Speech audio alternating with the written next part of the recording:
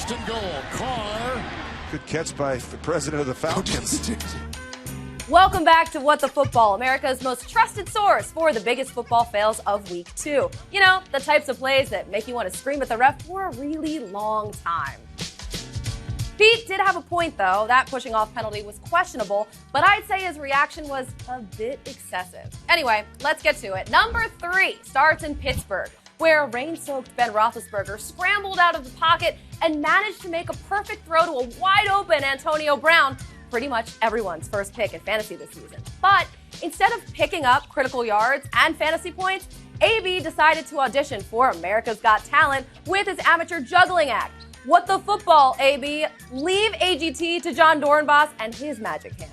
Number 2 comes from New England. And no, I'm not talking about the second sighting of the really disturbing fake Tom Brady. The disaster happened on the field. First, Byron Maxwell gets stiff-armed by Martellus Bennett, and later he gets hurdled by LeGarrette Blount. You got smoked by a Blount. And that wasn't a little hurdle, that was an extra high hurdle. It's one thing to have one of these things happen to you in a game, but 2, that's too much. And finally, Ted Ginn. What the football, dude? How do you muff a kickoff like that? I know you're the Carolina Panthers and you're playing the 49ers, but come on. Show some respect and at least pretend like you're trying to field the kick. Ted Ginn is just a little too casual here going after this football.